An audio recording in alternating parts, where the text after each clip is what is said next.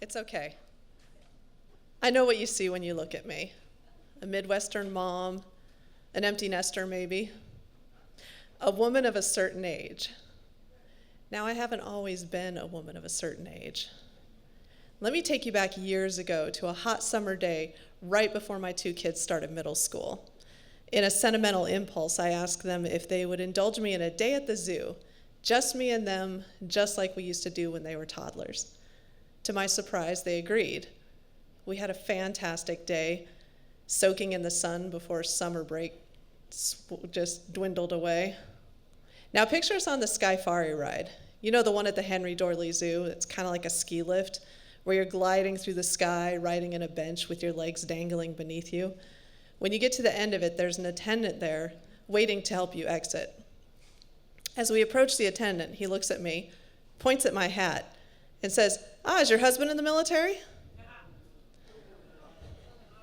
Friends, my hat didn't say, "My husband is in the military." It didn't even say military family. It said Air Force veteran. That's it. Now, in this gentleman's defense, I did bring my breast to the zoo with me that day.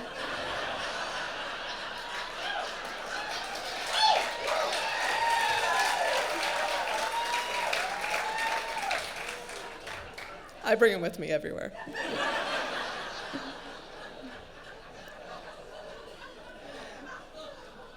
Here's the thing, though. This wasn't the first time that somebody had assumed that my only connection to the military was through my husband.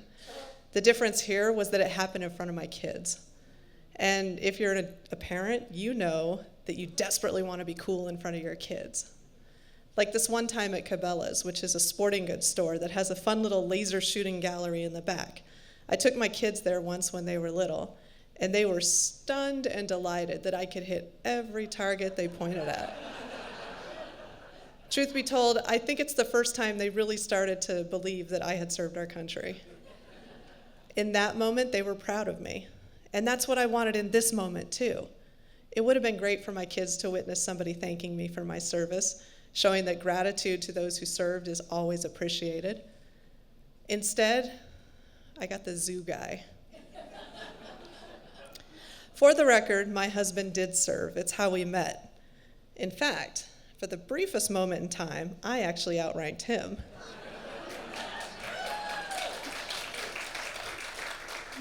But not for long, though. He had a much longer and much more distinguished military career than I did. Now, he's been married to me for a long time, and he's seen what I go through, so he knows all about advocating for women veterans. Last year, a veterans group that my husband and I belong to attended a nonprofit banquet where our group was asked to stand as they recognized us for our service. Afterward, a man came rushing over, nudged past my friend Robin and I to make a beeline for my husband to thank him for his service. My husband, such a gentleman, he said, "Thanks, but these women are veterans too." And the man kind of sheepishly turned toward us and thanked us for our service. Okay, back to the zoo. That day at the zoo, I was not wearing the hat to get any sort of recognition. I was just wearing it to keep the sun off my face. I promise you, I was not strutting around the zoo saying, "You're welcome for my service, civilians." Still, if your first thought when you see a woman wearing an Air Force veteran hat is that she must be wearing her husband's hat, honey, I have news for you. There are more than 2 million women veterans in the United States.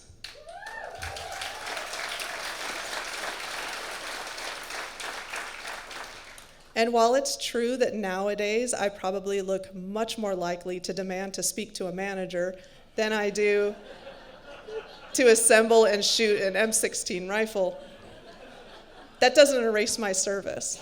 I'm an Armed Forces Service Medal veteran, and I'm very proud of that fact. Had my husband been wearing that hat, and I've seen this a million times, I know exactly what would have happened. They would have said, "Oh, thanks for your service, sir," and he would have went about his day. But me? I got an assumption.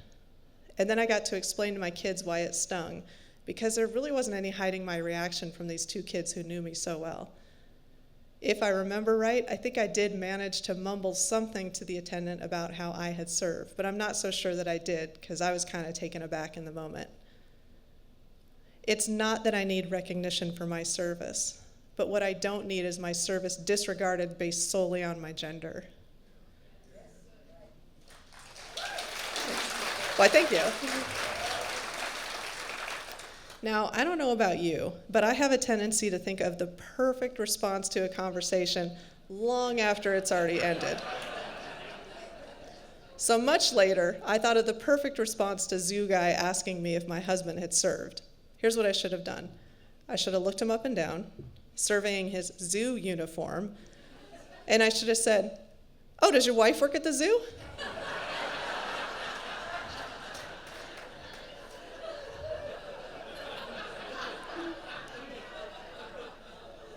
One more thing. To my fellow military veterans of any on all genders, if you're here tonight, would you please raise your hand if you don't mind?